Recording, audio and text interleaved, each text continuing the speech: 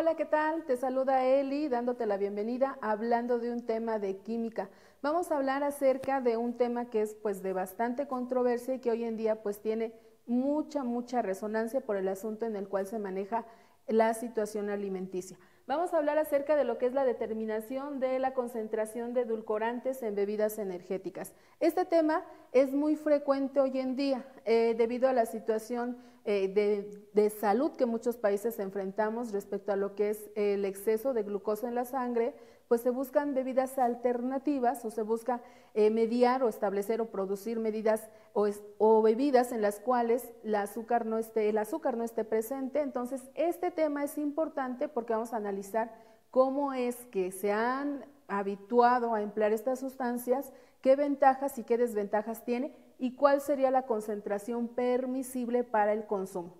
Vamos a iniciar. El objetivo, pues obviamente que verifiques cuál es la composición de estas sustancias y cuál puede ser el grado de riesgo o bien la ventaja, que seas crítico respecto a esta situación. Vamos a hablar. Hoy en día pues hablamos de muchas bebidas energéticas, el mercado está lleno de bebidas energéticas, muchas de ellas pues han salido a relucir por nuestro ritmo de vida. Tenemos un ritmo de vida acelerado en el cual lo que se pretende o lo que ellas nos tratan de proporcionar pues es ese rendimiento, tener ese rendimiento al 100%. Esta situación nos implica que pues obviamente hablemos de qué es aquello que te activa, qué es lo que te mantiene pues con energía. Eso es a final de cuentas lo que nos dan a entender o lo que nos transita de información respecto a lo que nos comercian y nos dice que nos van a proveer energía. Ahora, esto pues habría que analizar de dónde se obtiene esa energía.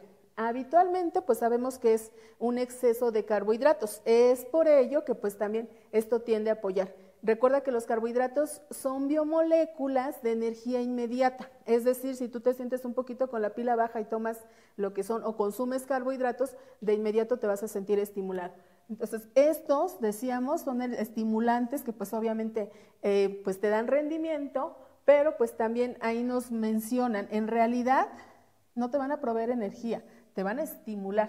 Y esos compuestos, todas esas bebidas energéticas, pues tienen en exceso muchas veces edulcorantes y saborizantes, ¿cierto? Habitualmente nosotros nos vemos estimulados o vemos un poquito de actividad. De hecho, esta es la médula del asunto de la energía en nuestro organismo, que es la glucosa. Esta situación implica que pues obviamente las alternativas prioritarias pues sea esa sustitución del azúcar por edulcorantes. ¿Por qué situación? Pues decíamos, si la glucosa se comienza a acumular de forma excesiva en nuestro organismo, nos puede ocasionar problemas bastante graves. Ahora bien, vamos a ver cómo están las estructuras respecto a lo que es la química. Habitualmente esos estimulantes, esas sustancias que te hacen reaccionar o que pretenden hacerte reaccionar dentro de lo que es este cúmulo de bebidas energéticas, son las metilxantinas. ¿Quiénes son estas? Pues seguramente conoces a alguna o varias de ellas porque pues las consumimos de forma pues a veces un tanto frecuente que no es adecuado. Tenemos por ejemplo la cafeína. La cafeína, pues que ya habíamos mencionado o que recordarás o en algún momento tú analizaste el asunto de la composición de este compuesto. La cafeína mencionábamos que es un alcalino, aquí su nombre, y es trimetilxantina. Estas metilxantinas lo que van a hacer es estimular el sistema nervioso central. La estructura de estas moléculas es compleja, entonces vamos a tener un poquito o mucha estimulación, pero habría que ver cuál es el costo de esta estimulación a nivel de estas sustancias. También tenemos al guaraná, bastante característico también en bastantes bebidas, a la taurina, que pues por ahí hay que recordar los inicios de esta sustancia que fue segregado de bilis de un toro, segregado de bilis de un buey, y de ahí comenzó a surgir el análisis de esta sustancia. Este pertenece a lo que es un aminoácido y también nos dice que al igual que la cafeína, pues es un alcaloide, y ese alcaloide, pues por ahí está muy relacionado con lo que es la cocoa. Ahí atención, con la cocoa pues sabemos que tenemos ahí de repente la función también hormonal, ayuda en este aspecto. ¿Por qué razón?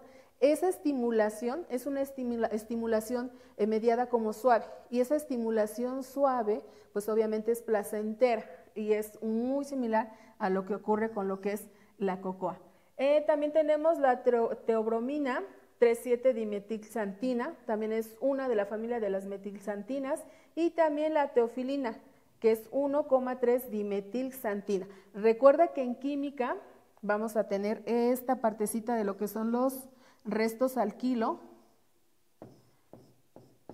Los restos alquilo, también mencionados como radicales. Entonces, esta situación implica que pues puedas hacer uso de lo que sería esta situación de estos compuestos.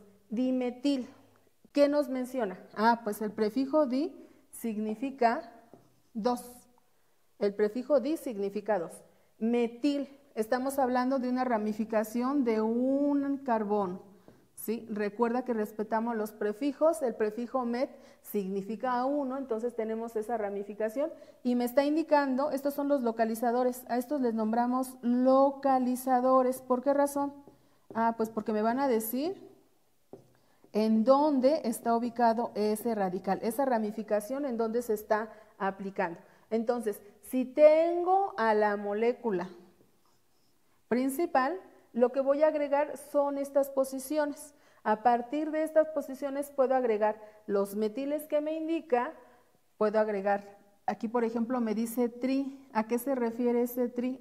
Pues que está haciendo la presencia de 3 radicales metil. Cuando ya se emplean dentro de lo que es la química orgánica, los habituamos terminación con IL, metil, pero cuando nos los presentan solos, si a nosotros nos presentan, por ejemplo, este radical, pues seguramente vas a encontrarte con que dice esto, metilo. Y es exactamente el mismo, solamente que ahí no se ha ligado a ninguna cadena de compuestos, y en donde ya está adherido a una cadena de compuestos, pues obviamente le vamos a mencionar de esta manera. Ahora atención, aquí los tenemos posicionados, te lo escribo aquí, de esta manera. Esta es la forma correcta, porque habitualmente pues nosotros empleamos esta por comodidad. Sin embargo, es ilógico. Recuerda que la tetravalencia del carbono va de esta forma. Entonces, si tú colocas al hidrógeno en la parte interior, pues no está teniendo la posibilidad de generar un enlace.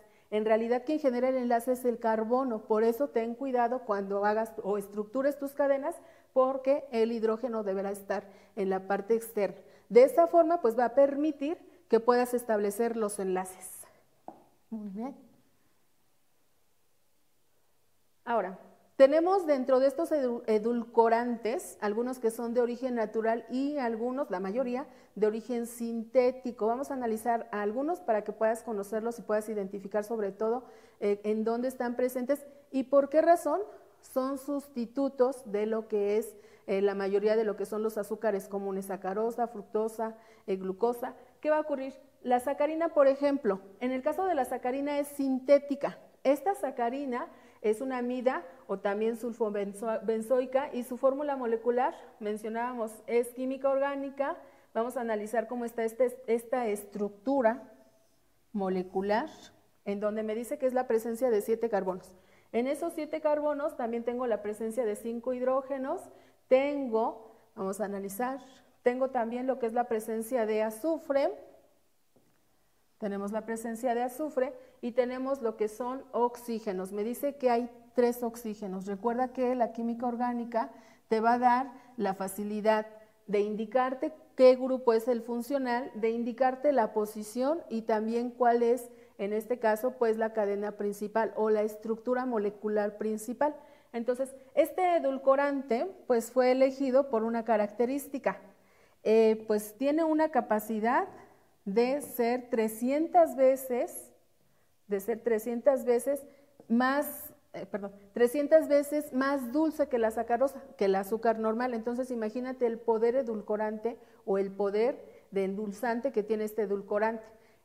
Con frecuencia se utiliza en muchos productos alimenticios, pero pues hay algunos que de repente cuando comienzan a estimularse, ese sabor dulce comienza como que a cambiar, comienza a alterarse y comienza a volverse o transitar a un sabor amargo. También es uno de los factores que presentan los edulcorantes. Otro es el aspartamo, que es también de uso muy comercial, y nos dice que también es de tipo sintético, es fabricado. Fíjate nada más la capacidad que tiene.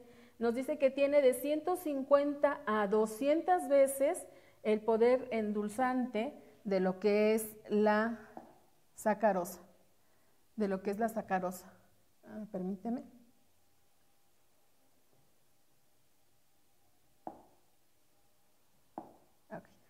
De 150 a 200 veces, el poder endulzante de la sacarosa. Atención a ello porque nos está hablando de lo que es una fórmula molecular también bastante compleja. Está estructurada por 14 carbonos, 18 hidrógenos, 2 nitrógenos y 5 oxígenos. Observa cómo son compuestos de cadena cerrada en donde nos está hablando de lo que es grupos funcionales y radicales. Entonces, atención porque eso es muy interesante. Si te aprendes lo que es la estructura fundamental, la estructura funcional, pues los radicales ya es muy fácil de colocar. Es una ventaja de lo que tiene la química orgánica, que te maneja no solamente lo que son estructuras, también te maneja lo que son los localizadores, te maneja las posiciones y eso te facilita en cierto modo fabricar o estructurar las moléculas. Ahora, vamos a hablar de una concentración en la cual no deberás exceder la siguiente porción. Nos dice que debes de consumir como máximo, y atención porque este es un límite máximo, entre 40 y 50 miligramos de aspartamo por kilogramo de peso. Es decir, si tú eres una personita que tiene ahí un peso de lo que es 60 kilogramos, ¿qué va a ocurrir? Pues estamos hablando que no deberás de exceder la cantidad de 3 gramos de lo que es este aspartamo. Desafortunadamente, pues a veces ese sabor grato que nos traen los edulcorantes, nosotros abusamos de él y pues excedemos esos porcentajes. Cuidado con ello porque eso nos puede causar afecciones en la salud. Otro es el neotame, que también tiene un poder edulcorante bastante alto, es de 8,000 a 13,000 veces más dulce que la sacarosa. Y pues obviamente también nos da su estructura molecular. Nos dice 3,3 dimetilbutil y su fórmula molecular, pues aquí lo tenemos. Observa, es una cadena bastante larga. Recuerda que el conteo de carbonos, vamos ahí a recordar un poquito este asunto. El conteo de carbonos es de la siguiente estructura. Vamos a poner en otro color para que puedas visualizar. Vamos a tener lo que es el conteo de carbonos en cada uno de los vértices que se generan, para que puedas ahí visualizar. Aquí, por ejemplo, tenemos este, y vas haciendo tu conteo de tal forma que logres estructurar o encontrar tus 20 carbonos. Después nos dice que tenemos la presencia de 30 hidrógenos. En estas cadenas también recuerda que en los vértices pues está la presencia de los hidrógenos. Es por ello que pues obviamente las estructuras de estas macromoléculas son bastante grandes. Nos dice que la química orgánica, las cadenas de carbono se pueden alargar en forma demasiado compleja, pero a final de cuentas esa mínima alteración da un aporte significativo, transforma por completo al material que tenemos y en este caso pues obviamente imagínate el poder edulcorante que nos está diciendo que tiene de 8,000 a 13,000 veces más dulce. Otro es el acesulfame de potasio. Pues también tiene un poder bastante edulcorante, que es referente a 200 veces más que la sacarosa. También nos da su fórmula molecular y nos da su estructura, un poquito compleja, pero entendible. También tenemos la sucralosa, que también es un edulcorante, habitualmente edulcorante de mesa, y pues nos dice que tiene 600 veces más capacidad de endulzar que el propio azúcar. También nos menciona, aquí se comienzan a halogenar, tenemos cloro y tenemos lo que es la situación de lo que serían sus grupos funcionales, es una fructosa. Ahora, dentro de estos azúcares también tenemos lo que es la presencia de los edulcorantes de tipo natural.